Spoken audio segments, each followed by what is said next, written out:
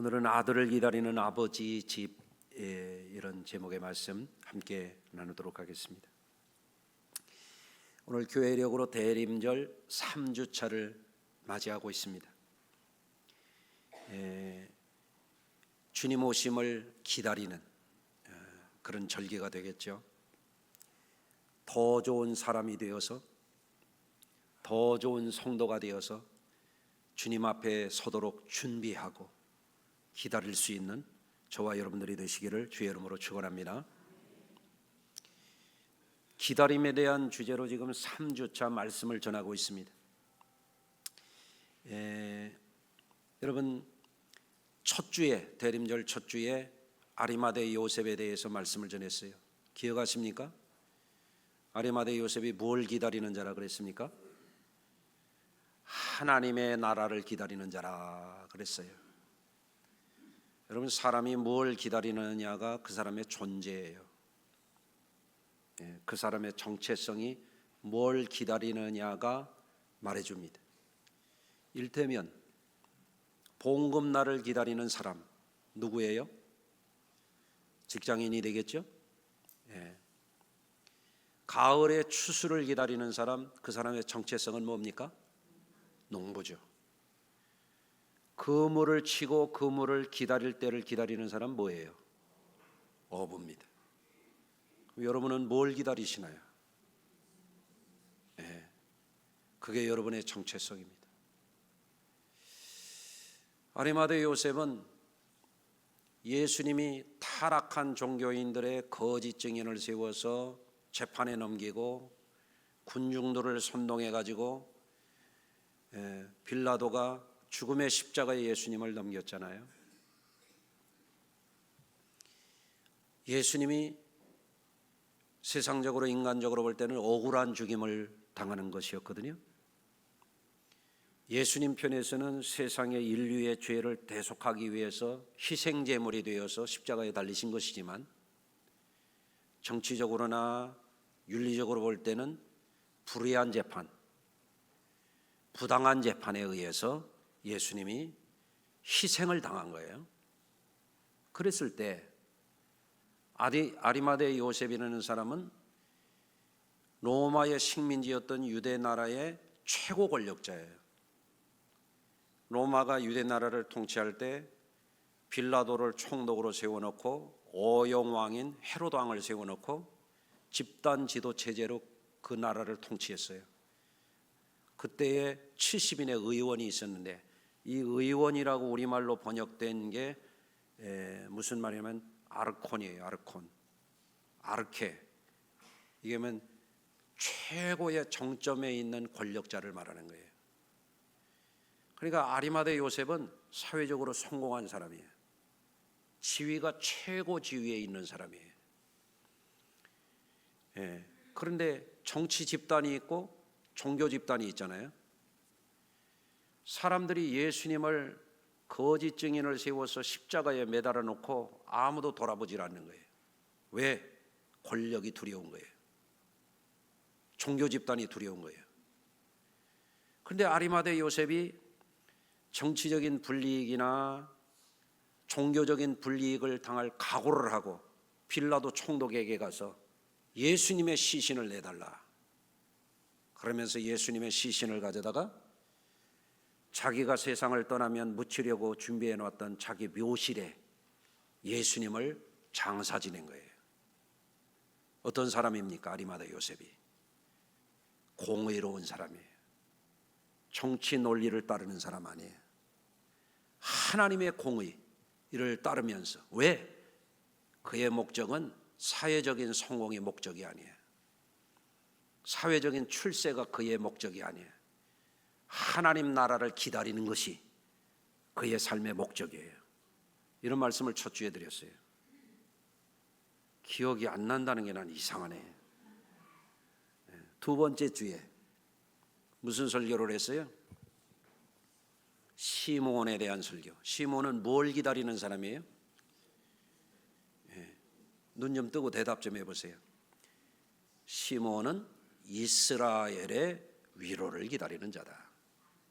자, 유대 나라는 로마의 속박에 이게 식민지가 돼 있는 나라예요. 근데 이게 역사를 되돌아보면요, 어마어마한 암흑기야 이게. 자, 유대 나라가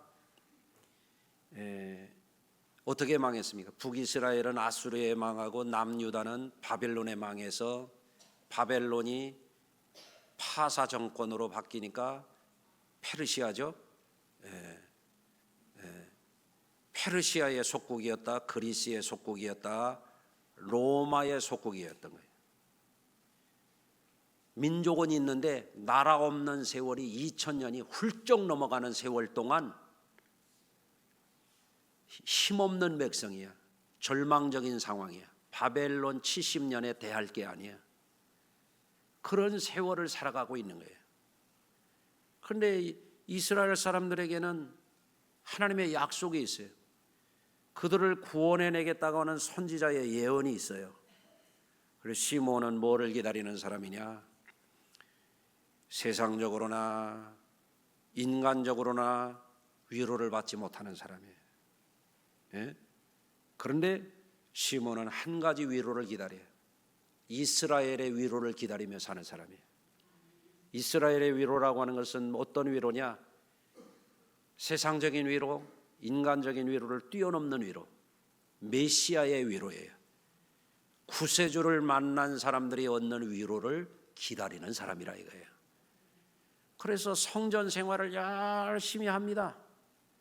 여러분도 오늘 날씨 춥고 쌀쌀한 날 아랫목에 배 깔고 있으면 편할 텐데 머리 감고 눈썹 그리고 옷 차려 입고 이렇게 멀리서 오신 분들도 계시고 몸이 불편한데 오신 분도 계시고, 우리 전 권사님은 지난주에 이어서 저 강서 쪽에서 여기까지 오려면 1시간 넘죠? 이렇게 오시는 분들이 계시단 말이에요. 예? 여러분 왜 오셨어요? 여기 성전 생활하는 거예요. 여러분들 시몬을 닮은 분들이에요. 주님의 위로가 필요한 분들이에요. 예? 아멘. 옆에 분 얼굴을 한번 보세요. 위로가 필요한 분들이에요. 한번 서로 인사하시겠습니다. 나 좀 위로해 주세요. 솔직히 그 말들 하고 살고 싶죠? 맞죠? 왜 맞다고 안 해요? 맞잖아요. 맞죠? 예. 이스라엘의 위로를 기다리는 사람. 근데 오늘의 말씀은 조금 궤를 달리해요. 오늘은 집 나간 탕자를 기다리는 아버지에 관한 말씀이거든요. 아버지 집이 있는데 그 아버지는 엄청난 아버지야. 탕자를 손꼽아 기다리고 있어요. 우리 아들이 돌아오기를 기다리는 거예요. 탕자의 비유에 대한 말씀은 여러분들이 교회를 이제 막 다닌 분들 외에는 다 아는 내용이에요. 어느 아버지에게 두 아들이 있었다. 근데 둘째 아들이 어느 날 아버지가 세상을 떠나지도 않았는데 자기 몫의 유산을 미리 달라고 그래가지고 멀리 갔다는 거예요. 멀리 이방 나라에, 예. 멀리 아버지 안 보이는 아주 아버지가 생각도 안 나는 먼 나라로 가가지고 어떻게 했느냐? 성경 본문은 뭐라고 그랬냐면 허랑방탕하게 그거를 다 탕진했다고 말하고 있어요. 허랑방탕이 뭔지를 안 해본 분들은 모르시지. 짐작을 할 뿐이죠, 우리 모두가. 그렇죠? 그런데 있던 거 다 떨어졌잖아요. 그런 말 있잖아요. 돈 떨어져, 구두 떨어져, 친구 떨어져, 다 떨어졌다고. 에? 아직 모르시는군요. 돈이 안 떨어져 가지고. 돈 때문에 붙어먹는 사람들이 있잖아요. 친구가 아니에요. 가짜예요, 가짜. 돈이 있을 때는 뭐 다 달라붙더니 돈 떨어지니까 다 떨어졌어요. 그런데 엎친 데 덮친 격으로 그 땅에 흉년이 들었어요. 얻어먹을 수가 없어요. 간신히 살 데를 찾았는데 거기가 어디냐면 돼지 키우는 데예요. 돼지 키운다고 하는 건 오늘날 뭐 축산업이라든지 뭐 이런 개념하고는 전혀 달라요. 유대인들은 돼지는 가장 불결한 짐승으로 돼지 고기를 안 먹어요. 정통 유대인들은. 그런데 돼지 키운 대로 갔다라고 하는 것은 막장 인생으로 추락했다는 얘기예요. 가장 밑바닥으로 떨어졌다는 얘기예요. 그런데 돼지 치우는 데 가면 그래도 밥이라도 줄 알았더니 밥도 제대로 안 주는 거예요. 배고파 죽겠어. 그러니까 돼지나 먹는 쥐엄 열매로 허기진 배를 좀 채워보려고 하는데 돼지는 주는데 돈이 되니까 이 아들에게는 그것도 주는 자가 없더라. 참 비참한 상황이죠. 여러분, 쥐엄 열매가 어떻게 생겼는지 보셨어요? 저는 본 적이 있거든요. 어떻게 생기냐면 아카시아 나무 열매의 형님처럼 생겼어요. 우리나라의 강낭콩 이렇게 줄기 보셨어요? 그거의 한 두세 배쯤 커요. 그런데 강낭콩처럼 두툼하지 않아. 조그마한 알갱이가 들어있어요. 그거를 껍질까지 돼지가 먹는 거야. 그걸 먹어서라도 굶어 죽지 않으려고 했는데 그것도 안 주더라는 거예요. 비참하죠. 예. 그러니까 그때 이 아들이 아버지 집을 기억하는 거예요. 아버지 집을 회상하는 거예요. 이에 돌이켜 이르되 내 아버지에게는 양식이 풍족한 품꾼이 얼마나 많은가. 나는 여기서 줄여 죽는구나. 비참한 상황. 예? 가장 밑바닥에 떨어진 거예요. 그리고 이 사람이 내가 아버지에게 돌아가면 이렇게 말해야지. 그리고 마음속으로 연습을 하는 거예요. 아버지에게 가서 이르기를 내가 이렇게 해야지. 내가 하늘과 아버지께 죄를 지었사오니 지금부터는 아버지의 아들이라고 일컬음을 감당치 못하겠습니다. 그저 저를 품꾼의 하나로 굶어 죽지 않을 만큼 밥만 좀 주십시오. 이렇게 하면 받아주지 않을까? 이런 생각을 하는 거예요. 그리고 일어나서 아버지에게로 가는 겁니다. 그런데 이 탕자의 비유 가운데서 우리가 가장 주목해서 봐야 될 게 뭐냐면 아버지입니다. 아버지. 이 아버지가 어떤 아버지냐 하는 거죠. 아들이 돌아가는데 이 아들이 돌아오는 그 첫 순간에 벌써 멀리 오는 그 거짓골을 하고 오는 그 아들을 알아보는 거예요. 왜 그랬을까요? 매일 이 아들이 돌아오기만을 손꼽아 기다리는 거예요. 우리나라 말에 이 아버지의 마음에 딱 맞는 표현이 있어요. 어떻게 기다렸는지 알려드릴게요. 잘 들어보세요. 눈 좀 뜨고 들어봐요. 최명숙 권사님 고개 좀 들고 들어봐요. 예. 이 아버지의 마음에 딱 맞는 표현이 뭐냐면 눈 빠지게 기다리는 거예요. 눈 빠지게 기다리는 거 해보셨어요? 예. 우리 집은 이 실화가 있어요. 우리 집은 사연이 있는 집이야. 우리 6남매인데 우리 큰형이 저하고 16살이나 차이가 나잖아요. 20살 차이 나는 집들은 안 놀래더라고요. 둘째 형이 저하고 13살 차이가 나요. 큰형이 4, 5년생, 둘째 형이 그 밑에. 그런데 우리 둘째 형이 우리 아버지 서울에서 중앙청에 공직자 생활을 하실 때 우리 집이 저쪽 대학로 쪽에 살 때인데 가출을 했어요. 국민학교 5학년짜리가. 어디로 갔는지 찾을 길이 없어. 그런데 나중에 이제 형이 집에 들어와서 들으니까 처음에 가가지고 양아치들한테 잡혀가고 땅꾼에게 잡혀갔대요. 땅꾼이 뭔지 아는 분은 그래도 연식이 좀 되는 분들이에요. 예? 뱀잡이하는 땅꾼한테 잡혀가가지고 뒤지게 맞아가면서 뱀 잡는데 조수 노릇하고 다녔다는 거예요. 그러다가 그걸 탈출했어. 매일 얻어맞으니까. 아니, 집에 있지 왜 나가서 얻어맞았는지 모르겠어. 그러다가 광주 고아원에 흘러들어갔어요. 여기 광주 말고 저기 광주 말이에요. 전라도 광주. 고아원에서 자라가면서 고등학교까지 졸업을 하고요.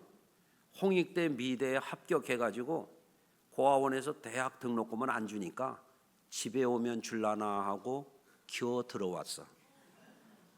응? 그런데 있잖아요. 저는 사실 그 형 얼굴도 본 적이 없어. 13살 때 집을 나가가지고 10년 만에 들어왔는데 나는 막내로 태어났잖아요. 그렇잖아요. 그런데 뭐 형이 있대. 얼굴도 못 본 형이 있대. 그런데 살아서 돌아온다는 거예요. 우리 할머니와 할아버지가 가끔씩 대청마루에 앉으셔가지고 눈물을 흘리면서 그놈의 새끼가 신명이 얼마나 좋고 그래도 우리 손자들 중에 제일 활달하고 이뻤었는데 죽었니 살았니 하면 늘 울으셨거든. 그런데 그 죽은 줄 알았던 아들이 돌아온다는 거예요. 그러니까 우리 할아버지가요 점잖한 분이에요. 점잖은 게 아니고 점잖하시다고. 그런데 그분이 춤을 추시는 거야. 우리 손자가 살아서 돌아온다고. 에? 나는 탕자의 비유를 읽을 때마다 그 형이 생각이 나. 그 형이 지금은 예수 잘 믿고 잘 사셔. 또 있어. 우리 집이 우리 작은아버지들이 빚을 몽창 져가지고요 최고 부잣집이 쫄딱 망했잖아요. 예? 그러니까 우리 큰형이 맹호부대 근무하다가 어른들한테 얘기도 안 하고 월남을 가버렸어. 왜 갔냐니까 빚 갚으려고 갔대. 옆집에는 전사에서 제가 돌아오고 어떤 옆집의 형들은 총 맞아가지고 의병제대에서 실려오고 이러는데 우리 형은요 우리 어머니가 아들 믿던 하나님께 기도한다고 살려만 보내달라고 가서 기도해서 하나님이 응답 주셔가지고요 살아 돌아왔어요. 그때 우리 할아버지가 그 점잖은 할아버지가 또 춤을 추시는 거야. 만세를 불렀어요. 대한독립 만세 말고 우리 집 만세를 불렀어. 그 형이 와가지고 우리 집 빚을 싹 갚았잖아요. 근데 내 위에 넷째가 또 빚을 져서 내가 죽게 고생했어요. 그런데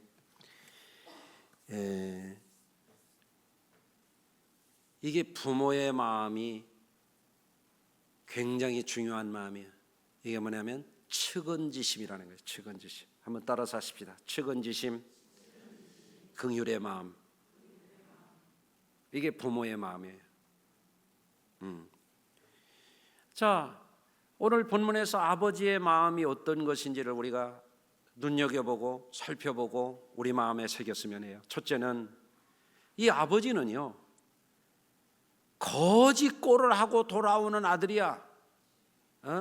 금의 환영하는 아들이 아니라고요. 그런데 이 아들이 경험도 없는 아들이잖아요. 세상 물정도 모르는 아들이잖아요. 돈만 가지고 멀리 갔는데 뻔하지. 언제나 살아 돌아오려나 눈 빠지게 날마다 문 열어놓고 아들이 멀어져간 그것을 보고 있는 거예요. 이 아버지가. 이게 아버지 마음이지. 예? 그런데 이 아들이 멀리서 오는데 형편없잖아요. 그 아들을 알아보는 거예요. 이게 부모의 마음이에요. 자식은 부모에게 얼마나 귀중해요. 어제 우리 아들이 지 아내하고 찬양대 연습을 한다고 우리 손녀를 우리 내외한테 맡겼어요. 우리도 바쁜데 그래도 찬양대 연습에 애가 끼면 어렵잖아요.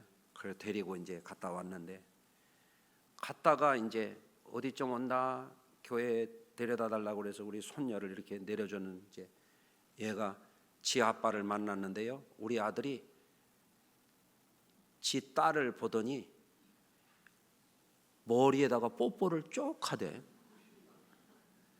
그래서 우리 아들도 지 새끼 고슴도치 이쁘다고 하듯이 이쁜 줄 아는구나, 그런 생각을 했어요. 알긴 정말 아네. 그죠? 네. 부모의 마음이잖아요. 거지꼴이 됐어도 내 새끼잖아요. 그게 부모의 마음. 두 번째, 이 아버지는 그 아들을 보고 측은히 여기셨다고 하는 것을 본문에 말씀하고 있어요. 이 아들이 잘한 일이 아무것도 없어요. 보기 좋은 모양이라고 하는 것은 하나도 찾아볼 수가 없어요. 여러분, 그런데 부모의 눈에는 이 아들이 불쌍하기만 한 거야. 이게 측은지심이죠. 예. 여러분, 부모가 정상적인 부모라고 한다면 자기 자녀들을 측은히 여기는 마음이 있는 게 정상인 줄로 믿습니다. 그게 사람다운 사람이죠. 그렇죠? 예. 여러분, 우리 그리스도인들이 신앙인다운 신앙이 되는 것도 중요한데요, 사람다운 사람이 돼야 돼요. 사람을 보면 측은히 여길 줄을 알아야 된다는 거지. 그렇잖아요? 여러분, 어쩌녁에는 제가 깜짝 놀랐잖아요. 우리 김원선 권사님이 교회 오셨다가 또 약국에 가셨다가, 약국에 가서 뭐 약이 필요하셨던지 사러 가셨다가 거기서 넘어지셔가지고 어깨뼈가 골절이 됐어. 입원이 돼 하셨다고. 수술을 해야 된다잖아요. 그 토요일 날 설교 준비도 해야 되고 바쁜데 갔어요, 병원에. 그랬더니 아이고 목사님, 이렇게 비도 내리고 깜깜한 밤에 어떻게 이렇게 오셨대요. 아니, 당신 아픈 분이 말이에요, 응? 이 젊은 목사를 걱정하시는 거야. 그게 뭐예요? 어른의 마음이지. 예? 옆에 분 좀 측은히 좀 여겨보란 말이에요. 그게 사람이지. 아멘. 오늘날 이 시대의 사람들이 사람 같지 않은 사람들 많아요. 살벌해요. 잡아먹으려고 그래요. 예? 서로 악쓰고 싸워요. 그러니까 예수 믿는 사람들도 때로는 믿는다고 주여 주여는 하는데 사람답질 못해. 이게 예? 집안에서도 아내가 아프다고 생각해 보세요. 빨리 병원 가서 치료해. 그거는요, 측은지심이 아니에요. 얼마나 아프냐고 먼저 할 줄 알아야 돼. 한번 옆에 분하고 한번 인사해 보세요. 얼마나 아프세요? 다 아파. 마음도 아프고 골치도 아프고 뼈도 아프고 다 아프지. 아니, 끙끙 앓아가면서 아프다는 아내를 빨리 병원에 가서 약 먹지 뭐해? 그럼 되냐고. 그게 얼마나 아프냐고 긍휼의 마음을 표시를 하고 같이 가주는 게 제일 좋지. 그렇잖아요? 어떤 사람은 또 그래요. 젊어서는 막 남편이 돈 벌어다 주고 씩씩하고 그러니까 좋다고 그랬다가 늙고 그냥 걸어가는 것도 헛떡개비 걸어가는 것 같고 그러면 사람 구실을 못한다고 또 막 구박을 내쌓고 막 그냥 짜증을 내쌓고. 그게 사람이요? 여러분, 귀중히 여길 줄 알아야지. 부모한테는 다 얻어먹고 입혀주고 길러주고 다 가르쳐주고 돌봐주는데 부모가 나이 먹고 늙으니까 부모를 향한 측은지심이 없어? 그게 사람이냐 말이에요. 오늘날 그런 사람들이 많습니다. 여러분, 우리는 이 아버지를 통해서 이 아버지를 닮은 사람들이 아버지 집에 거할 만한 사람들이에요. 아멘. 그러니까 입으로 주여 주여만 하는 것이 아니라 우리는 주님께서 보여주신 이 아버지의 마음을 우리의 마음에도 품어야 될 줄로 믿습니다. 이 아버지는 또 어떻게 했나 보십시오. 여러분, 유대인들에게 돼지를 키운다고 하는 것은요, 가장 천한 것 중에 밑바닥이란 말이에요. 이 아들이 돼지 냄새 피우면서 돼지꼴로 돌아오는 거예요. 돼지는 살이나 쪘지, 뺏싹 말라가지고 흉측한 몰골을 하고 이 아들이 돌아오는데, 이 아버지는 가서 덥석 안아가지고 목을 끌어안고 입을 맞춰줬다 이거예요. 이게 뭐예요? 초월적인 사랑입니다. 그럼에도 불구하고 사랑입니다. 이게 아가페 사랑이에요. 부모가 자식을 사랑하는 사랑이요, 하나님이 우리를 사랑하는 사랑입니다. 아멘. 우리는 위대한 아버지를 가졌습니다.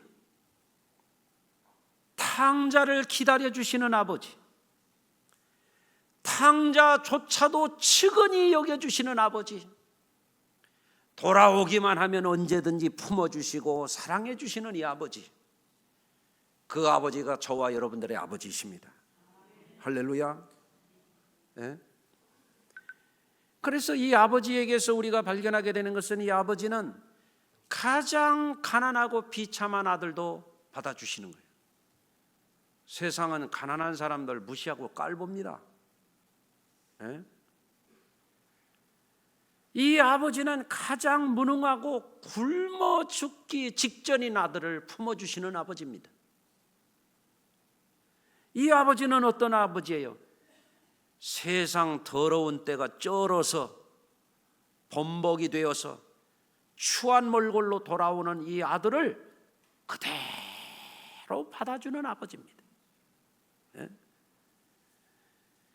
이 아버지는 어떤 아버지냐면, 먼데도 불구하고 아들을 한눈에 알아보는, 밤낮 이 아들이 살아 돌아오기만을 기다리는 사랑의 아버지입니다. 여러분, 그래서 우리가 이 아버지에게서 발견하게 되는 것은 뭐예요? 이 아들의 아버지, 우리의 영원한 아버지가 되시는 분은 한없는 긍휼과 사랑으로 우리를 받아주시는, 긍휼해 주시고 사랑해 주시고 축복해 주시는 아버지라고 하는 것을 우리가 기억해야 되겠습니다. 성도 여러분, 그런데 오늘 말씀 중에서 여러분들이 평생 잊지 말아야 될 중요한 교훈이 있어요. 그거 뭐냐? 예수님은 마태복음 5장 7절에서 아주 중요한 말씀을 해주셨어요. 뭐라고 말씀하시냐면, 긍휼히 여기는 자는 복이 있나니 그들이 긍휼히 여김을 받을 것이며, 예수를 믿는다고는 하는데 돈만 알고 살아? 돈. 그 사람은 답이 나와 있어요. 돈만 하고 사는 사람은 돈 사람이요. 돈 몇 개 몰라? 사람을 돈으로 봐? 긍휼을 못 입어요. 사람을 보면 긍휼히 여길 줄 아는 사람, 이 사람이 주님의 긍휼을 입을 수 있는 사람이에요. 그 무한한 사랑과 긍휼과 자비와 축복의 하나님, 사랑의 아버지를 통해서 우리가 긍휼을 입지 아니하면 우리는 소망이 없습니다. 여러분, 분명히 알아야 됩니다. 여러분, 긍휼히 여기는 자는 복이 있나니 그들이 긍휼히 여김을 받을 것이며, 바꿔서 얘기해봐요. 사람을 긍휼히 여길 줄 모르는 사람은 그 아버지께 긍휼을 받을 생각도 하지 말아라, 그런 얘기예요. 이게 산상수훈입니다. 여러분, 그래서 이런 설교를 이렇게 듣는 여러분들 보니까 끄떡끄떡도 하고 아멘도 하고 아니라고 하는 분이 하나도 없는 것 같으네. 맞아요? 그런데 아멘하고 끝이더라고. 그래서 연말에 우리 교회에서 다음 주쯤 이제 광고가 나갈 텐데, 산타 라면 운동합니다. 1년 지나는 동안에 제가 시골에서 목회를 하다 보니까 막 농사를 짓고 뭐 그냥 쌀이 뭐 풍년 농사가 됐네. 그런데 가만히 보니까 좋은 일을 쌀 한 말도 못하고 쌀 한 가마니도 못하고 사는 사람들이 많아. 에? 주님은 내 이웃을 내 자신과 같이 사랑하라고 했는데 쌀 한 대박도 좋은 일을 못해.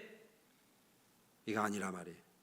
우리가 아무리 바쁘게 살고 피곤하게 살고 우리가 필요한 게 나도 많이 결핍을 느끼며 산다 할지라도 연말쯤에 우리가 한 번은 그래도 따스한 위로와 정이 필요한 사람들에게 라면 한 상자로도 좀 나누자. 그래서 산타 라면 캠페인이에요. 하실 수 있겠어요? 한 상자가 24개 들었나? 20개 들었나? 뭐 혼자 다 삶아 먹으면 좋잖아요? 그렇지만 나누자는 거예요. 네, 아멘. 그래서 여러분, 세상을 살아가면서 많은 사람들이 가난의 상처를 입고 살아가요. 목회를 하면서 이렇게 보면서 느끼는 게 그거예요. 너무너무 가난에 쪄들은 사람들은 굉장히 인색해요. 한계를 못 넘어가요.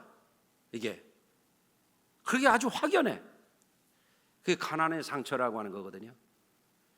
그런데 가난의 상처에 매여서 살지 말고 긍휼의 옷을 입어야 돼. 그래야 가난했던 사람이 가난한 사람을 긍휼히 여길 줄을 알게 되는 거예요. 예? 세상에 살아가면서 굶주린 상처를 안고 살아간 사람들이 독이 올라가지고 수단 방법 안 거리고 악을 쓰면서 돈 하고 사는 수가 있어요. 그게요, 상처예요. 긍휼의 옷을 입어야 돼. 내가 배고파 봤더니 세상에 배고픈 것처럼 서러운 게 없어. 그래야 긍휼히 여길 수 있는 사람이 돼요. 세상을 살아가면서 거절받은 상처를 받은 사람들이 사람들을요 늘 의심하고 적대하고 배타해요. 긍휼의 옷을 입어야 돼요. 아멘. 그래야 하나 될 줄을 알아요.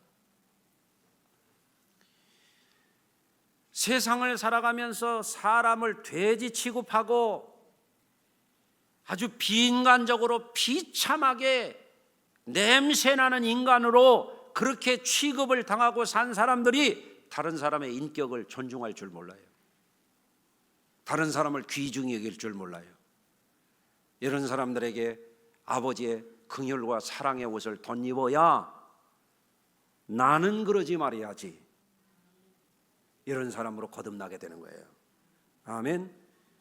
그래서 삶을 살아가면서 때로는 너무 인생이 서럽고 고달프고 그럴 수가 있어요. 상처투성이에요. 제가 목회를 40여 년 하면서 어떤 때는 그런 기분이 들 때, 참 목회 오래 하면 골병 드는구나, 마음이 너덜너덜해지는구나, 그런 생각이 들 때가 있어요. 그래서 엎드려서 기도하는 거예요. 주여, 사랑이 고갈되지 않게 주시옵소서. 예? 기도하는 거예요. 어떤 때는 기도하는 거예요. 주여, 죽여 주시옵소서. 졸며 설교 듣는 사람도 용서하게 해주시고.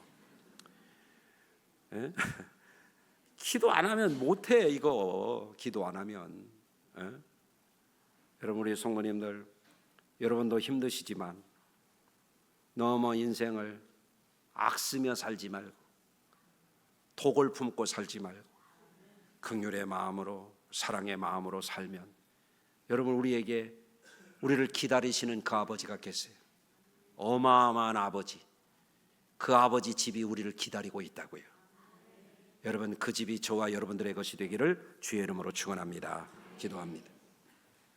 하나님, 오늘도 우리 함께 나누는 이 말씀 속에서 우리 하나님이 얼마나 위대한 하나님이신 것을 다시 한번 기억하게 하여 주시고, 험난한 세상 속에서 방황하지 않게 해주시고, 헛된 것에 빠져서 취하여 살지 않게 하여 주시고, 항상 그 아버지 집을 향하여 나아가게 해주시고 그 아버지 품속을 향하여 우리를 기다리시는 그 사랑을 향하여 전진해 나아가는 우리의 삶이 되게 하여 주옵소서. 예수님의 이름으로 기도드립니다. 아멘.